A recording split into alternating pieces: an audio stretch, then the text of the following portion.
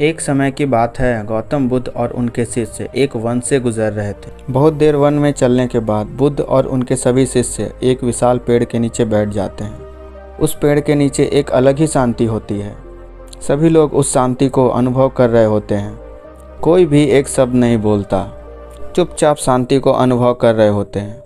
कुछ देर बीत जाने के बाद गौतम बुद्ध का एक शिष्य उठता है और बुद्ध से पूछता है, बुद्ध, मैं आपसे एक प्रश्न पूछना चाहता हूँ। बुद्ध कहते हैं, पूछो, क्या प्रश्न है तुम्हारा? वह बुद्ध का शिष्य बुद्ध से पूछता है, बुद्ध, मैंने कभी आपको दुखी नहीं देखा। आपके चेहरे पर हर समय अलग ही मुस्कुराहट रहती है जो हमें भीतर तक आनंद से भर देती है। आपके चेहरे पर अलग सी चमक है जो हमें दुख से कोसों दूर करती है। पर मैं यह जानना चाहता हूँ कि मेरे भिक्षु बनने से पहले मेरे जीवन में बहुत सारा दुख था जिसके कारण मैं भिक्षु बन गया हूँ, पर मैं अभी तक नहीं जान पाया हूँ कि दुख क्या है। क्या आप मुझे बता सकते हैं कि वास्तव में दुख क्या है? बुद्ध मुस्कुराते हैं और अपने भिक्षु से कहते हैं, दुख एक विचार से ज़्यादा और कुछ भी नहीं है।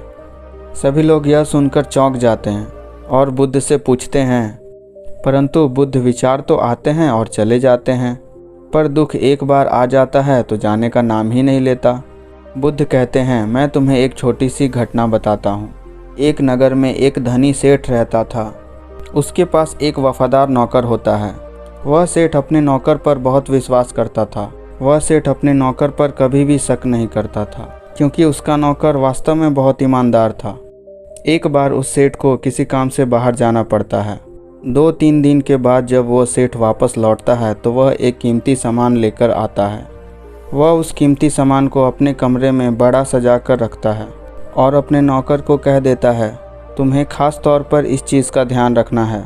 ध्यान रहे यह टूटे नहीं, यह मेरा प्रिय है। नौकर कहता है, मालिक, मैं पूरा ध्यान रखूँगा, आप चिंता ना करें। अगले दिन वह नौकर पूरे घर की सफाई कर रहा होता है। सफाई करते करते वह सेठ की कीमती चीज़ पर पहुँचता है और उसका भी सफाई करने लगता है। सफाई करते वक्त वह कीमती चीज़ उस नौकर के हाथ से फिसल जाती है और नीचे गिर जाती है।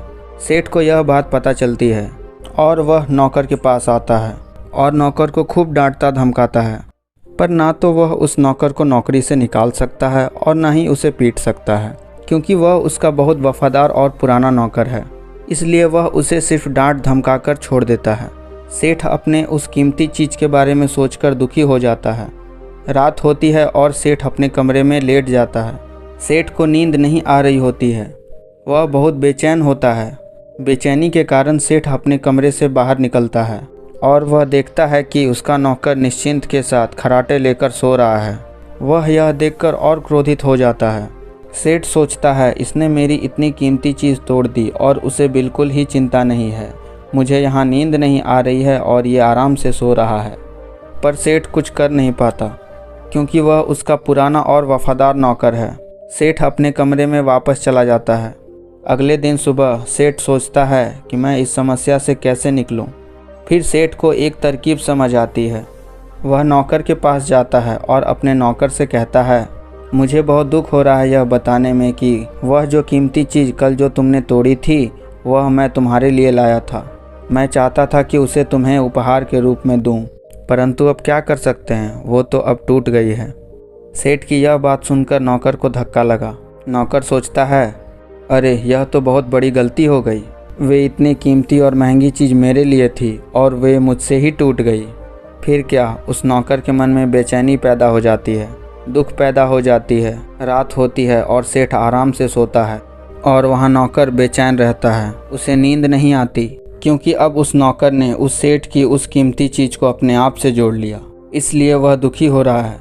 पहले उस नौकर के मन में यह विचार नहीं था कि वह कीमती चीज़ मेरी है, पर अब उसके मन में यह विचार है कि अगर वह कीमती चीज़ नहीं टूटी होती तो वह आज मेरी होती। बुद्ध कहते हैं, दुख केवल एक विचार है। और यह विचार कैसे उत्पन्न हुआ? अपने आप को किसी चीज़ से जोड़ने से। हम जिस भी चीज़ को अपने आप से जोड़ लेते हैं, उसे पकड़ने की कोशिश करते हैं, वह चीज़ हमें दुख देती है। क्योंकि वास्तविकता तो यह है कि कोई भी चीज़ हमसे जुड़ नहीं सकती। हर चीज़ आपके पास है, आपकी है, पर कुछ समय के लिए। कुछ समय के बाद वह आपसे दूर हो जाएगी। उस दूर होने की घटना को स्वीकार करें और आगे बढ़ें। यह कहानी सुनने के लिए धन्यवाद।